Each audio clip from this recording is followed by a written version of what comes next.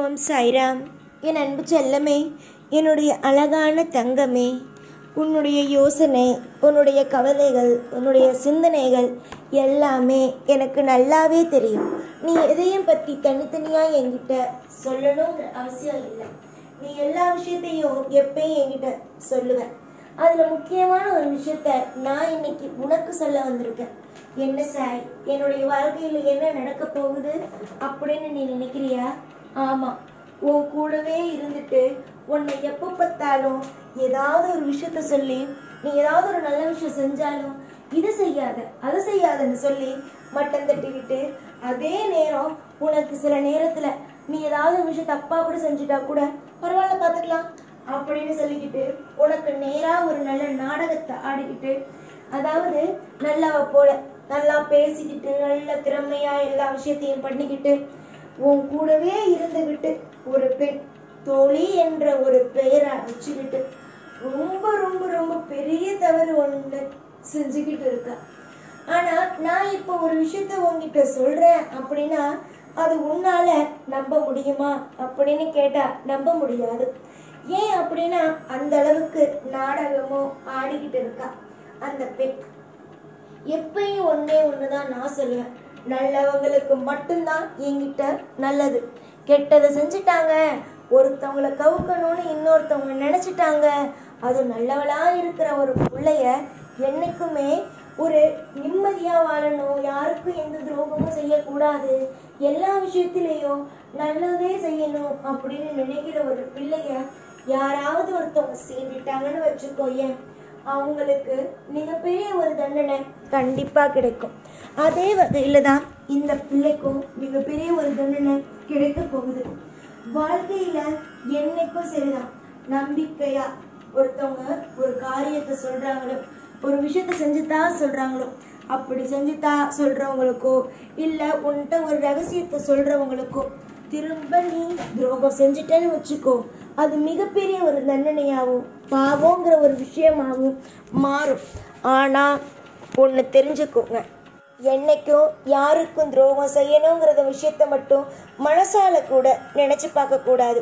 உன்னுடைய வாழ்க்கையில ஒரு பெண் இப்படிதான் பார்த்தாலும் உன்னை எல்லா நிமிஷத்திலேயும் உன் கூட இருந்து சிரிச்சு சிரிச்சு பேசிக்கிட்டு அவள் வீட்டில் போய் உன்னுடைய குடும்பத்தை பற்றி பேசுறது, அதே நேரம் நீ ஏதாவது ஒரு விஷயத்த சொன்னா அவள் அதை செஞ்சுட்டு அவள் அந்த விஷயத்த செஞ்சு அதை முதல்ல எடுத்து அவள் பேர் வாங்குறது, இதுவே வேலையாக வச்சிருக்கா.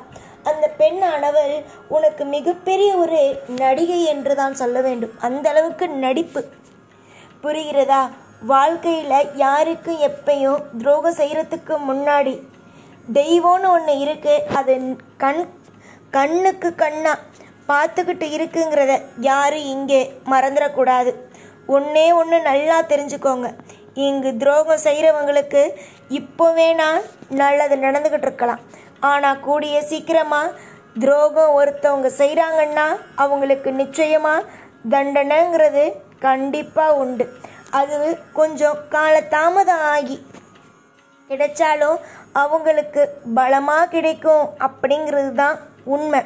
இன்னைக்கு சிரித்து இன்னைக்கு சந்தோஷமாக அவங்கள ஏமாத்திட்டோம், அவங்களுக்கு நம்ம மிகப்பெரிய ஒரு விஷயத்த செஞ்சிட்டோம் அப்படின்னு என்னென்னவோ யோசிக்கலாம், என்னென்னவோ நினச்சி சந்தோஷப்படலாம், சரியா? ஆனால் வாழ்க்கையில் அவங்க அனுபவிக்க போகிற வழி மிகப்பெரிய ஒரு வழியாக இருக்கும். அந்த மாதிரி தான் ஒரு பெண் உன்னையே சுற்றி சுற்றி உன் காலையே சுற்றி சுற்றி நீ என்ன செய்கிற, நீ எப்படி இருக்க, நீ என்ன மாதிரியான விஷயத்த செய்கிறன்னு செஞ்சு அவள் முதல்ல போய் எல்லா விஷயத்தையும் செஞ்சு அவள் நல்லதை அனுபவிச்சிடுறான். ஆனால் இதுக்கு மேலே நான் விடுவேனா? எனக்கு ஒரு விஷயம் கண்ணுக்கு மட்டும் பட்டுட்டுன்னு வச்சுக்கோ, அந்த விஷயம் நிச்சயமாக சத்தியமாக சொல்கிறேன், என் கண்ணுக்கு ஒரு விஷயம் பட்டுட்டுன்னா அந்த விஷயம் தப்பாக இருக்கிற பட்சத்தில் யார் செய்கிறாங்களோ அவங்களுக்கு தண்டனையை கொடுத்துட்டு தான் மறுவேலை. புரிஞ்சுதான்? அதே மாதிரி அந்த பிள்ளைக்கு தண்டனைங்கிற ஒன்று கொடுக்கத்தான் போகிறேன். உன்னை ஏமாற்றி உன்னை கஷ்டப்படுத்தி அதில் சந்தோஷம் அடையலாம், நிம்மதி அடையலாம். வாழ்க்கையில் அந்த பெண் சுலபமாக ஒரு விஷயத்த சொல்கிறதில்ல, கஷ்டப்பட்டு ஒரு விஷயத்த நீ சொல்கிற. ஆனால் அதை முன்னாடியே போய் செஞ்சுட்டு சுலபமாக எல்லா விஷயத்தையும் அடைகிறதெல்லாம் என்ன சாதாரண விஷயமா? தப்பு செய்கிறதுக்கு தண்டனைங்கிறது உண்டு தானே? உன்னுடைய வாழ்க்கையில் ஒரு விஷயத்த செய்யணும்னு நீ வச்சுருக்க, ஆனால் அதை அவங்கவுங்க செஞ்சுட்டு அவங்கவுங்க நல்ல பேர் எடுத்துக்கிறதா? இதெல்லாம் எந்த ஒரு விதத்திலேயும் தப்பு தான். இன்னைக்கு நீ கஷ்டப்படுற, நாளைக்கும் இதே கஷ்டப்படுவ அப்படிங்கிறது கிடையாது. சந்தோஷங்கிறது கண்டிப்பாக வரும். நிலையான இன்பம் அப்படிங்கிறதும் உன் வாழ்க்கையில் வரும்.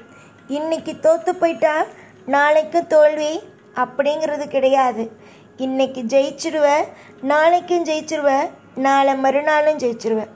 ஒவ்வொரு நாளும் இனி வரும் ஒவ்வொரு நாளும் உன் வாழ்க்கையில் ஜெயிக்கிறது மட்டும்தான் இருக்குமே தவிர தோல்விக்கு இடங்கிறது ஒன்றுமே கிடையாது. புரியுதா? நான் யாருக்கும் எப்பயும் ஒரு வாக்குங்கிறது கொடுக்கறதில்ல. அப்படி ஒருத்தவங்களுக்கு போய் என்னுடைய வாக்கு வந்து சேர்ந்துட்டு அப்படின்னா அவங்களுக்கு நிச்சயமாக நல்லது மட்டும்தான் செய்வேன்.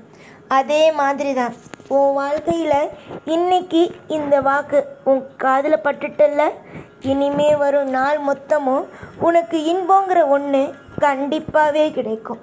கவலையை எப்பயும் தூக்கி போட்டுட்டு சந்தோஷமாக வாழ்கிறதுக்கு வழிகளை பாரு. எந்த பெண் எந்த ஆணும் உனக்கு துரோகத்தை செஞ்சாலும் உனக்கு மன வலியை கொடுத்தாலும் அவங்கவுங்க நிச்சயமாக அதனை அனுபவிப்பாங்க. யாரையும் பார்த்து பயந்து கலங்காத. தப்பு செய்கிறவன் நிச்சயமாக தண்டனையை அனுபவிப்பான். உன்னுடைய வாழ்க்கையில் ஏமாற்றி இன்னைக்கு உன்னை அழ வச்சவங்க நாளைக்கு உன்னை அழ வைக்கலான்னு நினைக்கிறவங்க எல்லாம் நிச்சயமாக உன் வாழ்க்கையில் நீயே பார்ப்ப நேருக்கு நேராக அவங்கவுங்க தண்டனையை அனுபவிக்கிறத. அந்த மாதிரியான தெய்வம் தான் நான். அமைதியாக இருக்கேன் அப்படின்னு நினைக்காதீங்க. அமைதியாலாம் நான் இல்லை, கவனிச்சுக்கிட்டு இருக்கேன். அவங்களுக்கு தண்டனை எப்போ கொடுக்கணுங்கிறதுக்காக காலத்துக்காகவும் நேரத்திற்காகவும் காத்திருக்கேன். எல்லாம் இனி வரும் காலம் மொத்தமும் சந்தோஷமான காலம்தான். இனிமே உனக்கு தோல்வியான காலங்கிறது ஒன்றுமே கிடையாது. சிரிச்சுக்கிட்டே இரு.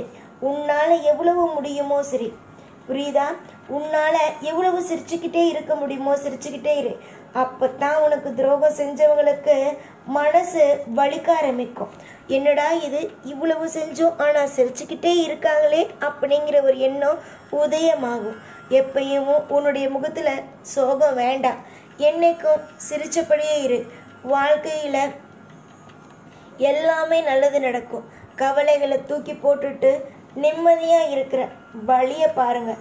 இன்னைக்கும் சரி என்னைக்கும் சரி இந்த தெய்வமாகிய நான், இந்த சாயாகிய நான் உன் கூடவே இருந்து ஒவ்வொரு வழியிலும் உனக்கு உதவி செஞ்சு வாழ வைப்பேன். ஓம் சாய்ராம்.